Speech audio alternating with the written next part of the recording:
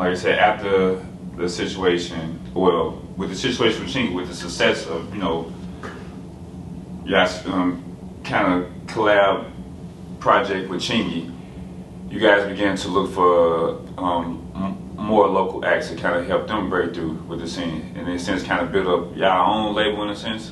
Yeah, so after Right There, Holiday Inn, and One Call Away, and the success of Chingy, that was our goal to discover more talent in St. Louis, and also in the midst of that, work with other artists in the business. So those were the two goals that we have, and we just, from leaving from the DTP situation, that became our main focus. You know what I'm saying? So you're right. So we just scanned around the city for up and coming artists, but mainly just focused inside the industry, because that's still at the time where our money was coming from. Yeah. Yeah, I ended up working with Britney Spears, Madonna, just a few, just to name a few. Like, and also it's just one, but I know it's still kind of associated with Chingy, but the Janet Jackson song, No, Don't Worry. Yeah. Like, how would that like to work with somebody so iconic?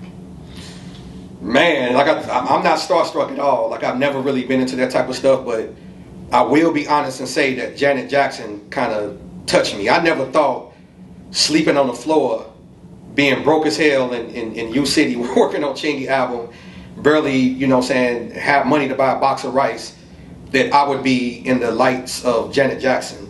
Not only being in the lights of her, standing next to her, but actually producing her vocals. So to me, that was kind of like, man, that was kind of a mind trip to me. Like, because we all kids, we grew up on the Jackson, so we watching the Jackson Story, Michael Jackson, such, and then to be in the studio with his sister that fast, actually producing her vocals, was kind of crazy. I'm like, man, like, and it was just funny too, because me and Zoe first walked in there, you could tell she kind of noticed the energy too. Like, she like, give her a hug, come here, give me a hug, like we could. And I'm like, you don't understand what y'all have done to us. As far as inspiring, family, the Jacksons, and just to be here is amazing, type of thing. So, like I said, I ain't really a starstruck person, but that was something else. Yeah. And still, you work with other stars. It was up like what, 2004? Yeah, probably about 2004 or 5. But before that, like I said, you worked with Britney Spears, Madonna. Mm-hmm. Like, how did those, like, were you in the studio, or just kind of like made the beat and just sent it to them? Now, so the way that situation happened is that they actually had an original version of Me Against the Music. Yeah. The label kind of felt it could be better.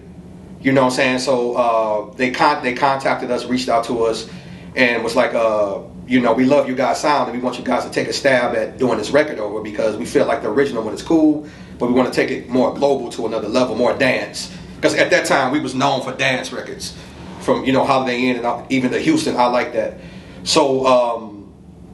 So basically, I believe it was Barry Weiss, who was the owner at Jive. I think he was the president of the Jive at that time. Barry Weiss connected us with Larry Rudolph and Adam, who was Brittany's manager, and they basically sent us to STEM. So it was just me and Zoe really on the phone with them, the label, in between Britney Spears and Madonna, just going back and forth with them, talking back and forth, because they had a hectic schedule when we did. So it was a thing where we kind of just had to go back and forth with them on the phone to make sure the vocals was right, make sure everything was going in the right direction, Yes.